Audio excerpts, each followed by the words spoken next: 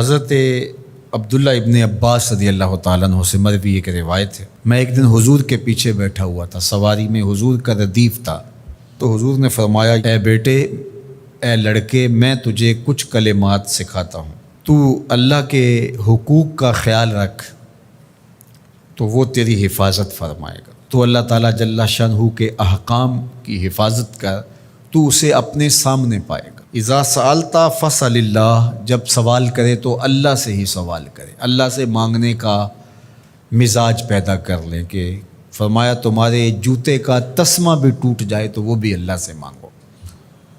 ضرور بازار میں جاؤ دکاندار سے، لیکن حقیقی طلب اللہ سے ہونی چاہیے۔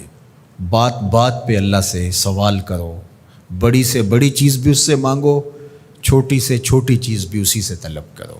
ہماری ساری ضرورتوں کا کفیل ہمارا رب، ہمارا مالک ہے۔ تو دوسری نصیحت یہ کی کہ جب تو استعانت طلب کرے، مدد طلب کرے تو اللہ سے ہی استعانت طلب کرے۔ وعلم، اور جان کہ اگر ساری امت، سارے لوگ، پوری قوم جمع ہو کے تمہیں فائدہ پہنچانے کی کوشش میں لگ جائیں تو تمہیں وہی فائدہ پہنچا سکتے ہیں جو تیرے لیے تیرے رب نے لکھا ہے۔ اور فرمایا وَإِنِ اجْتَمَعُوا عَلَىٰ أَن يَضُرُّوكَ بِشَيْءٍ، اور اگر تمہیں نقصان پہنچانے کے درپے ہو جائیں، لَمْ يَضُرُّوكَ إِلَّا بِشَيْءٍ قَدْ كَتَبَهُ اللَّهُ عَلَيْكَ، تو تجھے صرف وہی نقصان پہنچا سکتے ہیں جو اللہ نے تیرے لیے لکھا ہے۔ سارا زمانہ بھی مخالف ہو جائے، تیرا کچھ نہیں بگاڑ سکتا۔ ہاں، تیرے مقدر میں اگر کوئی چیز، کوئی بگاڑ لکھا ہے تو وہ ہوگا، اس کا ذریعہ وہ بن جائیں گے۔ تو اس لیے پھر اسی سے مانگو، اسی سے طلب کرو۔ رفعت الاقلام وجفت الصحف، جو لکھنا تھا اللہ نے لکھ دیا، لکھنے کے بعد قلم اٹھا لیا گیا اور جن صحیفوں پہ لکھا تھا وہ خشک ہو گئے۔ اب کتابیں بند ہیں، تو اس لیے اس نے تیرے لیے جو لکھا ہے وہ ہو کے رہے گا، تو خام خواہ لوگوں سے ڈرنے کی ضرورت نہیں ہے، اور تیرا فائدہ، تیرا نقصان اسی کے دستے قدرت میں ہے، تو اسی سے طلب کر، اسی سے مانگ۔ اور فرمایا تو اللہ تعالیٰ جل شانہ کو رخاء میں، خوشحالی میں یاد کر، یعرفک فی الشدہ، وہ تجھے مشکل میں پہچانے گا۔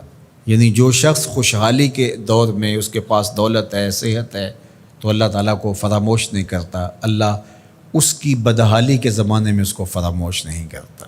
وعلم، اور جان، ان النصر مع الصبر، کہ جو مدد ہے وہ صبر کے ساتھ آتی ہے۔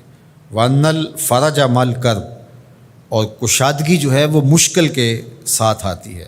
وَأَنَّ مَعَ الْعُسْرِ يُسْرًا، اور سہولت جو ہے وہ مشقت برداشت کرنے کے بعد آتی ہے، تنگی کے بعد فراخی آتی ہے۔ پہلو مشکل پھر تمنا، پہلو کنڈا پھر پھول، شاید مگروں پہلو مکھیاں ڈس دیاں ڈنگ والیاں۔